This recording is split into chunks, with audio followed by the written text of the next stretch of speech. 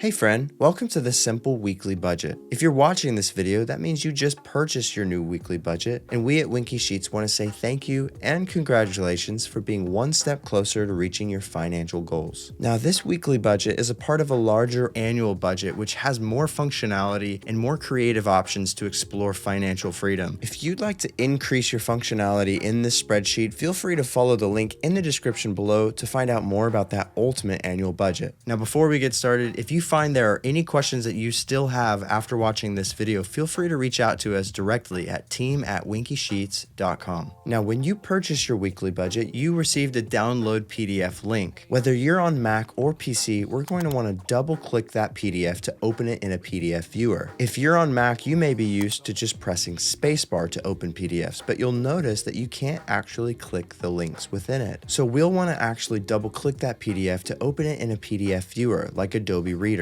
Once inside, you'll notice that we have 4 currency options to choose from. I'm in the US, so I'm going to choose dollars. Now, once I choose my currency, I'll notice that this template preview shows up in Google Sheets. Don't worry if it looks a little funky at first. It's going to look totally normal once we click Use Template in the top right corner. Perfect. Now that we're inside Google Sheets, there's a couple of things that we need to take care of first. You'll notice here at the top that this is first asking that it allows us to send and receive data from external parties. This is simply so that we can access the YouTube tutorial within the spreadsheet. Let's go ahead and press Allow Access. If it shows an icon that says View Only or that we need to request access to use the spreadsheet, all you need to do is go up to File, make a copy, and simply name this spreadsheet whatever it is you like. You can customize it with your name. Then simply press Make a Copy. Now we'll be able to type in this spreadsheet as we like. The first time that you open up this Google Sheet, you may notice that some of the tabs take a moment to load.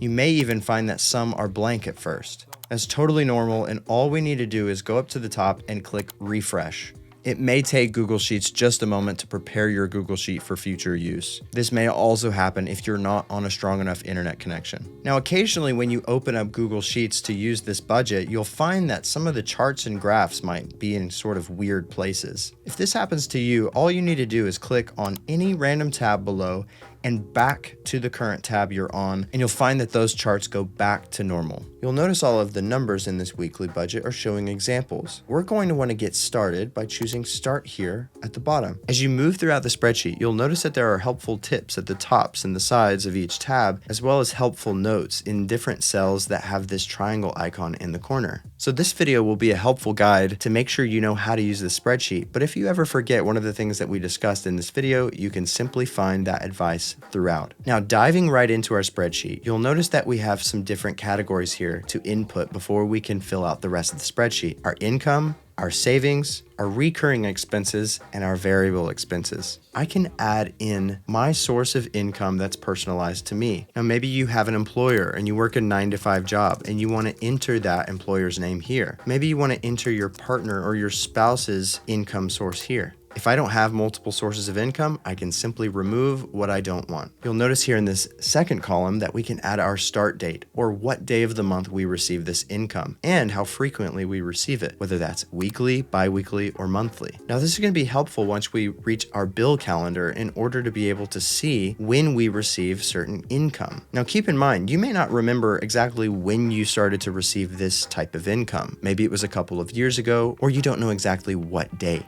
The key thing that we want to include here is for any income that we receive regularly, in this example bi-weekly, we just want to make sure we have the right days of the month that we receive it. So maybe we're in the month of July and we have a start date in January. It doesn't really matter too much as long as we know the day of each month. If this is set to bi-weekly, that's going to show that twice a month we receive this income starting on the 15th. But let's say you receive income that isn't consistently paid on the same day every single month. You can simply type in the first of every month, or let's say the last day of every month.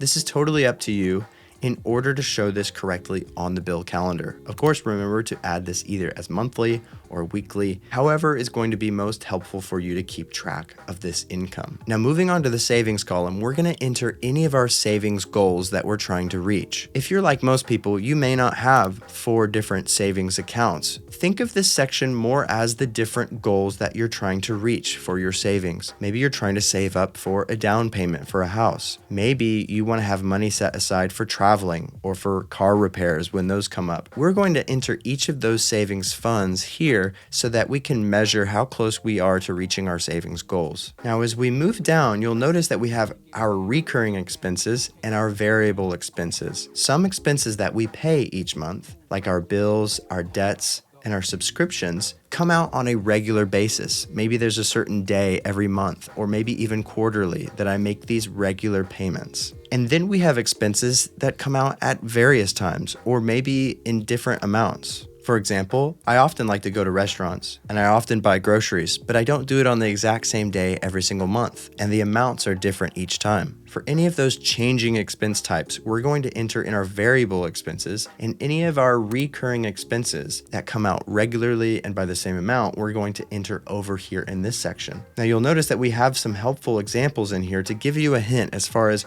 what these bills, debts, and subscriptions might look like for you. For example, most people pay rent or their mortgage at the same time every month. These are recurring expenses, similar to our water bill or our gas bill or our phone bill. Similarly, we have our different debts that we can add here. Maybe I have multiple credit cards and I want to keep track of them by name. Next, we'll do that with any subscriptions we have for maybe streaming platforms or old magazines that we may have forgotten that we signed up for years ago. We're going to add those subscriptions here. Now, finally, go through and add any of the different categories that you spend on variably, irregularly. Now, once we've completed that, we're going to move on to the next tab, and we'll notice that these tabs here at the bottom, once we fill these out, most of the rest of the spreadsheet is going to be complete for us. Now, moving on to our bills tab, you're going to start to notice we're getting more specific on the different types of bills, debts, and subscriptions payments that we make each month. For each of our regular monthly bills, we have a certain day of month, usually, that we make these payments. For example, maybe your rent comes out on the 5th of every month. I can simply type that day of the month here in this column. Now, all of these bill types, debt types, and subscription types have all input from our Start Here tab, but I can add the monthly amount for each of these bills that come out regularly. Now, you may have noticed this variable bills section on the right. While we have recurring bills, we may have additional payments or different amounts that we pay toward a certain bill, debt, or subscription. For example, we'll find the same categories over here of expenses that we have. But let's say, for example, on a credit card that I have a regular monthly bill payment of $50 a month. Let's say I wanted to pay off my balance on the 5th of January. I still made my regular monthly payment. You'll notice I've added the 14th as the day of each month that bill is paid. But here on the right side, I can add any variable bills, any additional payments, or any out of the ordinary payments that I may have had to make toward one of these categories. In this case here, I paid an additional $200 toward that credit card on this date. This is going to be helpful in order to get specific on things that are not only regular monthly payments, but also things that you made additional payments toward. Here on this side, you can add any notes that you like, but this is totally optional. It just may be helpful for you to keep track of these expenses throughout the year. Now, as a quick tip, keep in mind that you still have $50 that came out this month, so this is an additional payment of $200, meaning that you would have spent $250 toward this credit card that month. Now, of course, you can type in each of your transactions manually, but what if you want to import your transactions from a bank account? This is really simple. You'll want to go to your bank website. For example, I have my bank accounts at Bank of America. I can simply go to my account history or my transactions and click download. And instead of downloading a bank statement, I'm going to download a CSV file, or what might be called a Microsoft Excel format. Now, this may show up a little differently from bank to bank, but your bank should allow you to download a CSV file. Now, once you've downloaded this CSV file, you can either open it in Microsoft Excel if you have that, or you can open this in Google Sheets. To open in Google Sheets, you'll just simply want to create a new blank spreadsheet. You'll go to File,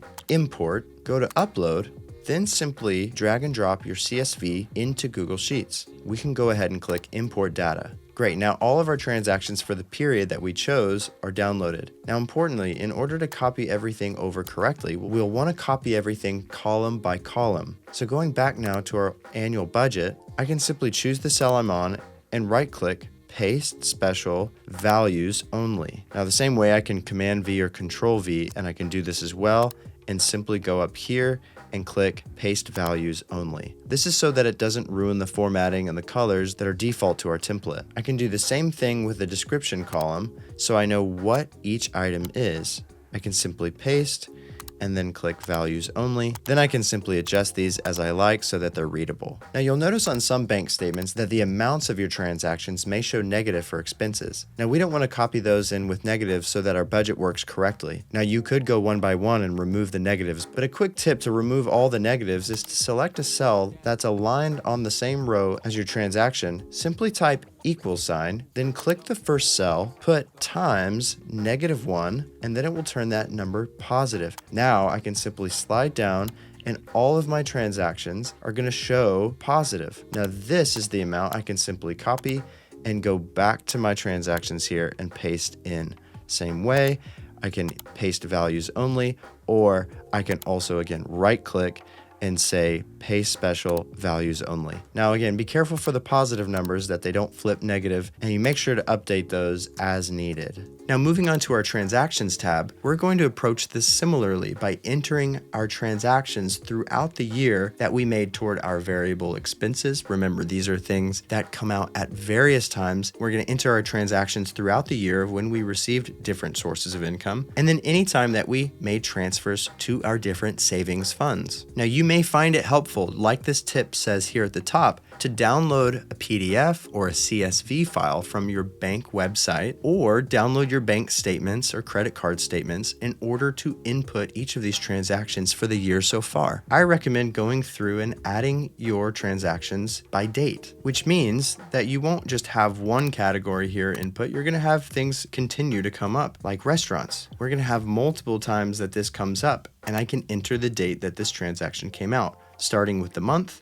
a slash, and followed by the date. Once again, here on the right side, I can add any descriptions that are going to be helpful to remember what this transaction was for. Similarly, we're going to add any of our income throughout the year. We're going to type in the date that we received that income, as well as the type of income and exactly how much that was.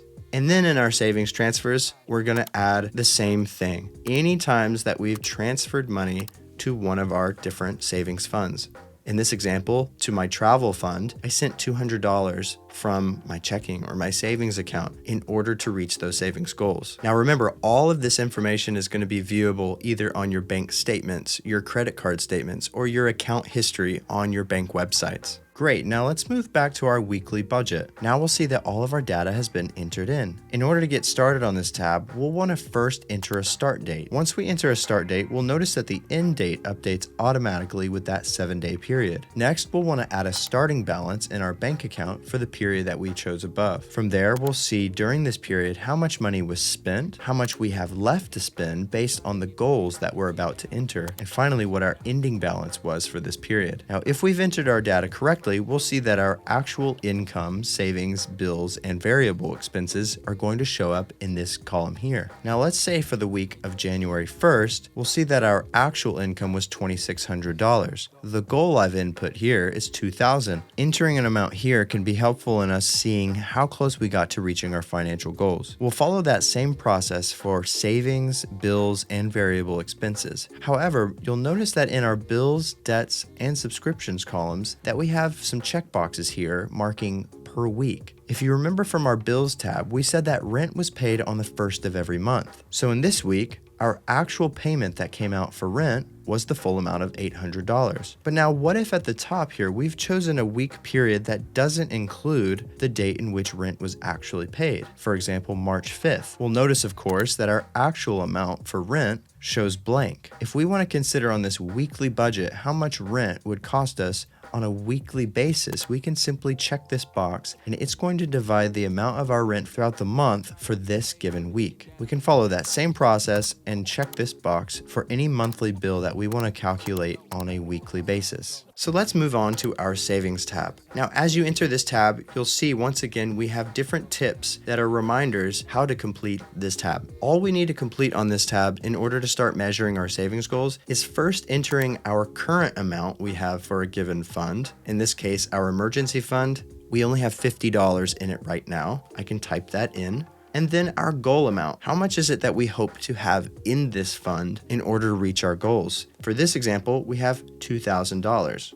I'm going to fill that out for each of the funds that I have here. Now, once I've done that, I can simply add my start date, when it is that I want to start working toward this goal. Maybe that's today's date. And when I hope to achieve this goal, what's my goal date? Once I've added those dates, I'll see how many months I have remaining before I reach that goal and how much each month I'll need to contribute to that savings account or setting that money aside in order to reach that goal. Play around with these numbers to get an idea of how much is realistic for you to set aside from your income in order to reach these financial goals. As we move on to our paycheck budget, it has our same income, savings, and expenses categories. And the big difference here is that our start and end date will contain the dates in which we were paid our paycheck. So in this example, we're looking at a paycheck paid bi-weekly, every 2 weeks. So January 1st to January 14th. Now, importantly, you'll remember that I chose US dollars as my currency option. In the US, you would type a date starting with the month followed by the day. Now, you may be based in a location where you're used to typing in the day followed by the month. If you chose one of our other currency options, this is set up for you already. Now, similarly, you'll notice in the section below that we have a split checkbox, which allows us to look at an expense on a bi-weekly basis or for the pay period that we chose above, in this case, split in two to $400. Now, let's move on to our bill calendar. If we completed our start date and our frequency for our income, we'll notice that that income now displays on our bill calendar for the days of the month that's received.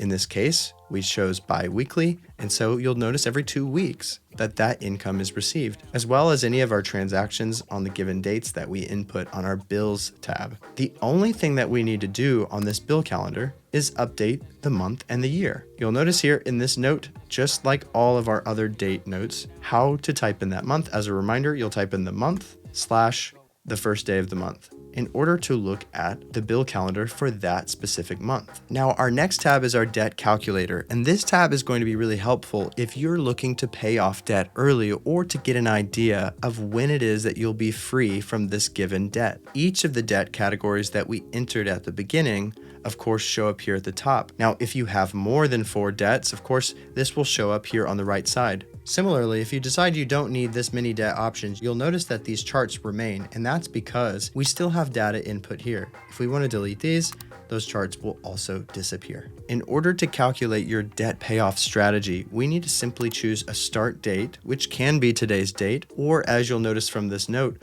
whatever date it is that we want to start our debt payoff plan. Let's say that that is May 1st, 2025. As long as it's today's date or before, this will work just fine. Now, like our helpful tip says here at the top, there's only a few categories that we actually need to complete in order to show our debt payoff plan. On the day that we've started this payoff plan, what was our balance at the time for this given debt? So maybe not our starting balance from the point that maybe you first got this debt. We're going to go off of our starting balance of the day of our payoff plan. In this example, that's $1,000. Let's say our minimum payment on this credit card is $50 a month. You'll notice that today's date, our current balance is now showing here at the top as $808. But before it can calculate correctly, we need to also enter our interest rate or our annual percentage rate. Now, you'll find this rate most likely from your credit card statement or your account statement for this given debt. For me, I'm going to say it's 15%, which tells me I have 21 months until this credit card is paid off. Now, as I scroll down, I'm going to find my debt payoff plan for each of my debts. In this case, I'm making a $50 a month payment, and you'll notice on this left side, I can use this as a gauge to go by February 2027, I'll have this paid off. That'll be my last payment before I reach a $0 balance. But what if I want to make an extra payment and pay it off early? Well, I can simply add, let's say $300 I paid in May 2026. Will now update to show me when I will have paid off this balance, which you'll notice is a lot sooner now. I'm now paying it off by August 2026. Use this debt payoff tab as a helpful tool to measure how soon it will be that you'll pay off each of your debts. Finally, we have our Financial Freedom tab. Now, this is a little bonus tab that we included to help you measure how close you are to achieving financial freedom. And like most people, you're looking ahead at the future decades to determine how much money do I need to save in a retirement account in order to retire with enough money. This tab explores some helpful details on the types of investment accounts most people prefer to invest in and in what order. This calculator here on the left allows you to enter your current age,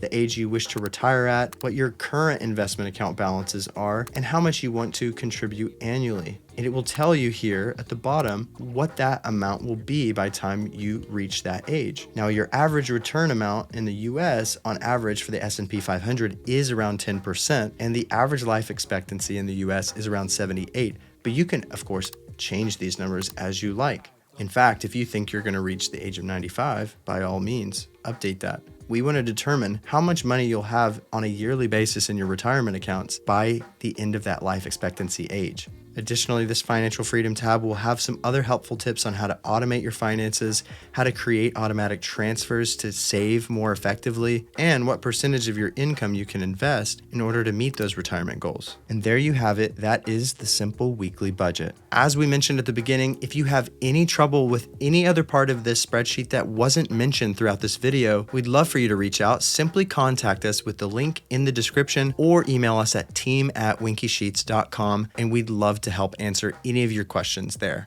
Best of luck and happy budgeting.